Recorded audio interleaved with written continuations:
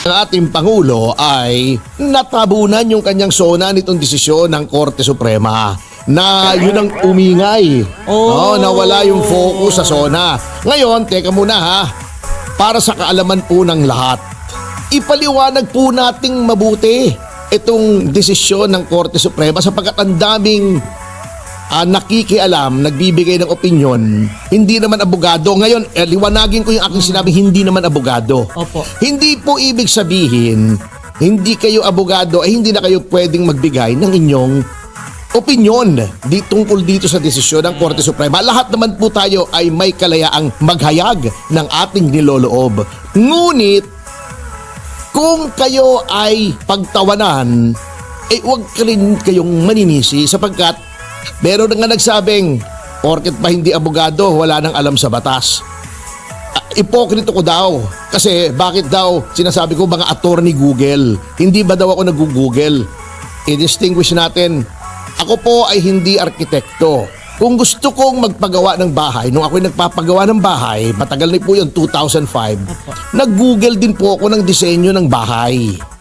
Pero, pagdating sa pagkaplano, kumuha ko ng arkitekto, sinabi ko, ganito gawin mo. Siya ang gumawa, hindi ako. Ganon din po yun. Tingnan niyo yung batas, pero para sabihin yung kayo ay tama at yung 13 mahistrado ng Korte Suprema ay mali. Ito yung mga dalubhasa sa batas kaya nga na-appoint sa Supreme Court. Huwag naman tayo ganun kayabang. At pag kayo ay nang insulto sa Korte Suprema, ako, as an officer of the court, ididimanda ko kayo. Maniwala kayo sa Miyerkules po, may sasampulan na kaming isa. Ito nakakatawa nga, Ma'am Jubes eh. Opo, sir. Noong nag-warning ako umaga kahapon na magdedemanda ako doon sa mga nambabasto sa Korte Suprema, nung hapon, nag-sorry si Laila de Lima.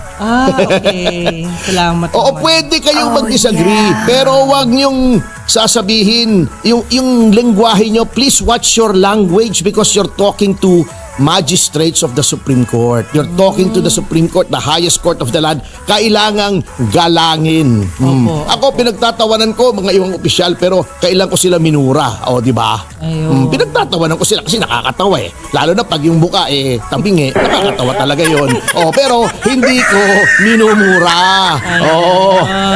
Pinagtatawanan. Di pagtawanan nyo kung gusto nyo, pero hindi nyo ako makukumbinsi, lalo na yung mga hindi abogado, na kayo ay tama, yung 13 mahistrado na hinirang sila sa Korte Suprema bilang mga mahistrado nga ng kataas-taasang hukuman dahil nagpakita sila ng galing sa batas. Mas magaling pa kayo ngayong hindi kayo abogado. No way nyo ako mapapabilib, pero magbigay kayo ng inyong mga opinyon para may mapagtawanan din tayo. Ha? Kaya ayoko na mag-suggest. Hindi, pwede naman. Pero huwag niyong sasabihin tama kayo at mali yung Supreme Court. Tama.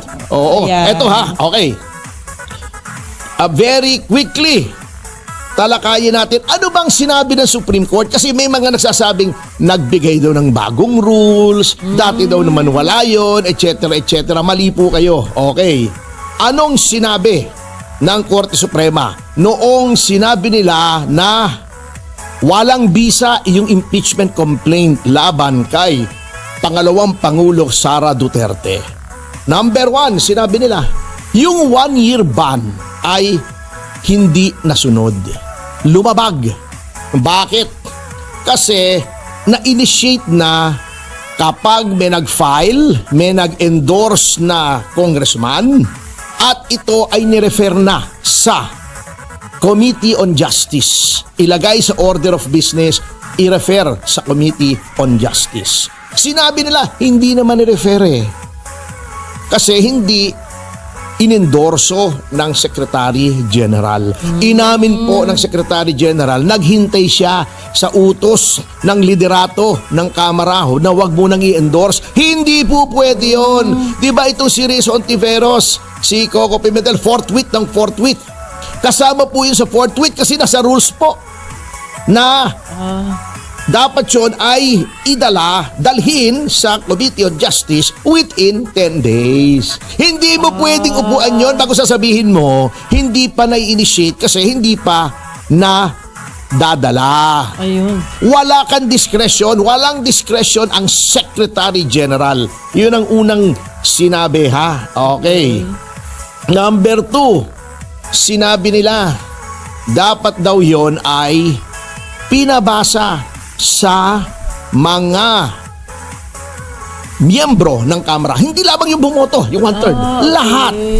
At dapat yung impeachment complaint na articles of impeachment na dapat yun napamudmod, number 1. Opo. Dapat yung ebidensya supporting the articles ay dapat kalakip noong pinamudmod na articles of impeachment, number 2. Okay. Number 3, dapat daw binigyan ng pagkakataon si Vice President Duterte na tumugon doon sa mga akusasyon laban sa kanila, sa kanya. Okay, opo. Sabi nila, wala po sa rules yan na kailangan tumugon siya, na kailangang nakalakip yung ebidensya, etc. etc. Binabago ng Korte Suprema ang rules, ang proseso ng impeachment. Hindi po. Ano ang purpose kung bakit dapat ang articles of impeachment ay number 1, i-distribute sa lahat ng congressmen sapagkat sila ang mag-approve or disapprove nito. Di ba kailangan 1/3? At number 2, anong reason kung bakit kailangang bigyan ng pagkakataong tumugon si Vice President Duterte? Yan ba invento lamang ng Korte Suprema? Hindi po. Anong nakalagay sa Bill of Rights? Unang-una po, Bill of Rights. No person shall be deprived of life, liberty, or property without due process of the law. Yan ang tinatawag na due process clause ng konstitusyon. The Bill of Rights, Article 3, yan ng ating konstitusyon, ay limitation on government power. Ano pong tinuro sa atin sa law school? Para doon sa mga abogado pa naman kayo. Anong tinuro sa atin? Ano nga ba? Sa bawat batas, kahit sa bawat kontrata, sa lahat ng ginagawa ng mga opisyal, sa lahat ng ng actions natin na bilang mamamayan, all the provisions of the Constitution are deemed written into, whether or not yan ay nakalagay sa rules, whether or not yan ay nakalagay sa mga kontrata, lahat ng provision ng Constitution considered kasama. Sabagkat yan ang highest law, pinakamataas na batas. Anong ibig ko sabihin? Baka sabihin nila, bakit pati kontrata? Bill of Rights, limitasyon sa power ng gobyerno. Yung non-impairment clause, di ba? Opo. Written into every contract yan. Yan ding due process clause. Kaya nasa rules ng House yan o wala, dapat lahat ng gagawin ng House ay may due process. Anong ibig sabihin ng due process? A law that hears before it condemns. Ngayon, si VP Sara lang ba ang kailangang bigyan ng pagkakataon tumugon? Hindi. Pati yung mga magdidesisyon. Kasi it hears before it condemns. Ayun. Bago mo ikondena si Vice President Duterte Opo. at ikaw ay mag-approve ng articles para i-transmit sa Senado, dapat nakita mo yung ebidensya. Kung hindi mo makita yung ebidensya, hindi mo nakita yung ebidensya dahil walang kalakip na ebidensya, violation ng due process yan. Ayun na yun. Okay, sige. Anyway, tingnan muna natin Meron ang tayo, latest na nangyayari sa Senate leadership mula sa report ni pamahamon ng suntukan si General Torre. Si Atty. talaga. Diyan kayo mag-charity naman. Huwag naman. Maraming manonood. Huwag naman. Pero Tony, maaga pa alas 11:21 pa lang. Anyway, ituloy natin yung ating pag-aaral, mga Yes. magulang at mga kapatid. Opo. Okay, so yun nga, sinabi na may procedure na pina-follow at tulad ng sabi ko, para kontrahin yung mga sinasabi ng mga kritiko ng Korte Suprema, due process po yan. Yan ay nasa konstitusyon. Hindi nyo na kailangan na yan ay ilagay sa inyong rules sapagkat due process is deemed written into every rule, every law. In fact, kahit gumawa kayo ng batas at ito ay nagba-violate sa due process clause, i-strike down yan ng Korte Suprema as it has happened in so many cases. Okay, anong mga options ng Senado as an impeachment court? Eto, saganang akin lang, hindi po ako legal luminary. Hindi po ako katulad nung nagpayo kay Senator Tito Soto. Legal luminary daw. Pero graduate yata sa One Ball University. Alam mo yung One Ball University? Ano ito? Yung school buko. Eskwela pera ko, Grabe dito'y naman. enjoy ako. Grabe naman yan. Ito talaga, Tony. Oo, akala ko kasi nag-retire na sa pagiging komedyante si Tito Soto. Hindi pa pala, nagpapapatawa pa siya hanggang ngayon. Yun Sabi niya, may nakausap daw siya at itong taong to ay nagpayo sa kanya na pwedeng hindi pansinin ng Senado yung desisyon ng Korte Suprema. Ay! Oh my God! Oh my goodness. Joke ba ito, Senator Tito Soto? Joke ba ito? Hindi po nyo pwedeng i-disregard. Ngayon, may nagsabi magbobotohan pa daw. Oh? In my humble opinion, even that, wag nyong dapat gawin. Bakit? Kapag nagbotohan ang Senado kung susundin o hindi ang Korte Suprema, it sends the message na optional ang pagsunod sa Korte Suprema. Oo nga. Hindi po ganun. Tama. Parang E ganun nga. paano? Kung ang boto ng karamihan ng senador ay tuloy, i-disregard nyo yung Korte Suprema. Hindi nyo Magagalit din pwedeng sila. gawin yan. Oo. Number 2, kahit na manalo yung no votes na no, wag ituloy, mali pa rin po yung gagawin nyo. Ito po ang dapat gawin ninyo in my humble opinion. Nag-convene kayo since na-convene na yung ang Senate as an impeachment court. Opo. Pasumpain nyo na rin yung mga bagong senador at senator judges. Then, since na-inform na naman pala kayo, in-acknowledge na na-inform na by email yung Senate ng desisyon ng Korte Suprema, the Senate President as presiding officer of the impeachment court should inform formally the members thereof, the senators judges, na mayroong desisyon ng Korte Suprema na wala silang jurisdiction. Therefore, i-declare na niya na functus officio ang impeachment court. Yun, very orderly. Ngayon, kung may hihirit, hayaan nyo siya magdadaldal, bigyan nyo ng 15 minutes.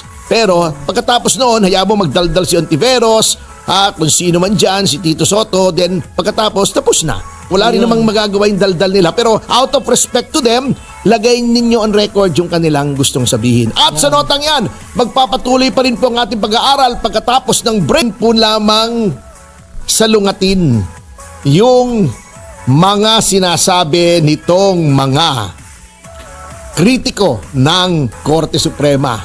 Kasi minimislead nyo po ang taong bayan eh. Unang-una sabi nila, dahil daw sa ginawa ng Korte Suprema, nawala na daw yung transparency at accountability. Hindi po. Yung impeachment lang po ang pinigil. At bakit pinigil? Kasalanan nyo rin pong mga taga-kamare. Mali nga eh, palpak kayo. Bago sasabihin nyo, mali ang Supreme Court, kayo palpak eh. Ngayon pag sinabi, palpak, nagagalit kayo. O, di ba? Dahil naging apat yung Magulo at saka hindi malaman yung timeline. Mga sinasabi nila, mali daw yung timeline ng Korte Suprema. Oh. Tinatanong kayo eh. Kung ano yung timeline, di ba? Opo. Sabi nila, hindi kami sasagot. Yan ay internal matter. Wala kayong pakialam dyan. Walang pakialam. Di talo kayo. Patay. Ang yabang nyo eh. Sinasabi nila na wala daw yung transparency at accountability. Hindi naman po kayo pinipigil na magdemanda. Diba? I-demanda nyo si Vice President Sara Duterte sa Ombudsman. Diba? Hindi naman po immune from suit ang Vice President. Sa aking paniniwala, ewan ko kung mali ako, tama ha, hindi naman ako legal luminary, hindi naman ako gumraduate sa One Ball University. Dalawa ang aking balls, hindi one ball. Oo. Grabe. Sabi nga nila, 3 pa nga eh, kaya noon ipinusta ko yung isa eh. Oo, kasi 3, sobra-sobra. Oo. Anyway, bakit hindi nyo i-demanda administratively? Pwede naman po. Pwede. ang dami nyo pang paraan laban kay Vice President Sara Duterte. Walang sovereign immunity. Hindi katulad ng Pangulo, impeachment lamang. Oh. Nililin lang yung taong bayan eh. Pambihira kayo. So, ano mong mangyayari dyan, attorney? Kasi ayaw nila Demanda makinig. nila habang hinihintay nila yung February 6, 2026. Hindi naman sinabing kahit kailan wag na kayo mag-file ng impeachment lamang. Hintayin niyo yung 1 year. At yung 1 year, nag-umpisa ng February 5. So 1 year from February 5 is February 6. Yan. Hindi po inamyendahan ng Korte Suprema ang konstitusyon. Wala pong sinabi ang Korte Suprema na wala sa konstitusyon o mga kaso na dati nang napagdesisyonan ng Korte Suprema noon pa, mga precedents. Number 3, eto kabastusan ninyo sasabihin nyo dahil nga puro appointee ni Duterte kaya nanalo. Alam nyo, unang-una, hindi po kasalanan ni Pangulong Duterte na bumagsak sa kanyang termino ang maraming justices na nagretiro. Ano gusto nyo gawin? Huwag i-appoint. In-appoint niya kasi wala naman pwedeng mag-appoint eh. Walang available.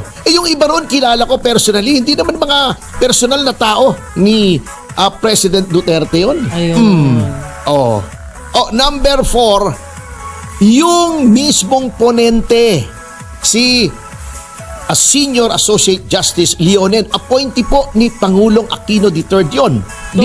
Ayan pala eh. Kasi this is how it goes, mga kasama. Hindi kasi marunong sa korte yung mga hindi abogado. Alam nyo po, hindi ko minamalit ng hindi abogado. Kasi ako, pagdating sa health ko, katulad niyan, sa Biyernes, magpapatingin ako sa doktor. Kasi, masakit yung puwet ko.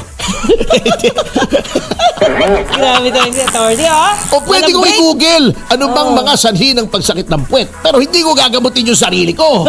Pupunta pa rin ako sa doktor. Ganon din po ang sinasabi ko. Hindi kayo abogado, magbigay kayo ng opinion nyo, pero hindi ibig sabihin mas marunong pa kayo sa 13 justices. Ayun pala. Ganito po ang ginagawa niyan. Ang isang kaso, kapag yan ay for deliberation na, ina-assign po yan sa isa sa 15 mahistrado ng Korte Suprema for the writing of the decision. Ina-assign po yan. Ina-assign, okay. Yun ang tawag doon ay ponente. Ang ginagawa po ng ponente, gagawa po siya ng isang draft na para sa kanya, yun ang dapat maging desisyon ng Korte Suprema. Okay. Yung draft na yon ay isi-circulate sa lahat ng justices. Ngayon, sila ay mag-deliberation. Ibig sabihin, pag-uusapan nila. Pagpupulong sila, i-discuss niya. Bakit ba ito ang desisyon mo? Kasi ganon-ganon, ididepensahan niya yun. Magbibigay naman kanya-kanyang mga legal opinions yung mga ibang justices. Then, magbobotohan. Ito po ang nangyayari pagbotohan. Kung ikaw ay sang-ayon doon sa ginawa, in this case, ni Senior Associate Justice Leonen, you will give your assent. Assent. Papayag ka, concurring opinion. Magko-concur ka. Kung ayaw mo sa ginawa ng ponente, you will dissent. Ngayon, kung mas marami ang ayaw doon sa ginawa ni Senior Associate Justice Leonen, may isa sa mga, halimbawa, nagbotohan. Ang naging botohan ay 10-5. Okay. Isa doon sa 10 na hindi sumang-ayon doon sa ginawa ng ponente. Ang tawag doon ay ponensya.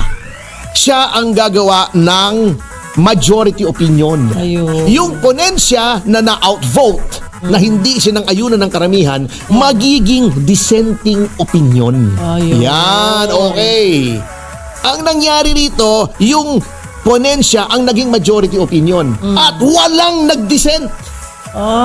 Kung kasi na-outvote si Mr. Justice Leonen, magiging dissenting opinion yung ponensya niya.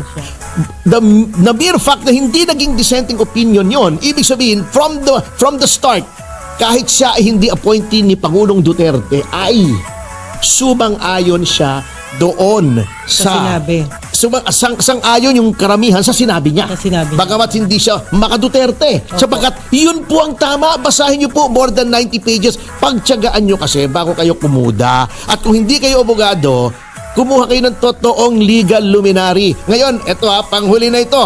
Sinasabi nila, ba't bang yabang-yabang mo magbigay ng opinion sa impeachment na ito? Eto, sasabihin ko, hindi naman sa pagmamayabang. I am one of the few na lawyers na actually nag-prosecute ng impeachment. Konti lang po ang impeachment dito sa atin under the 87 Constitution. Yung kay Erap, yung kay Merceditas Gutierrez, yung kay Andy Bautista, yung impeachment ni Sereno hindi natuloy na-co-warranto siya. Yung kay Renato Corona. Ako doon sa kay Andy Bautista at successfully na-impeach po namin si COMELEC Chairman Andy Bautista. Ako po yung complainant, ako na rin yung abogado. Takot ka pala. Na-transmit po yung impeachment na yan sa Senate.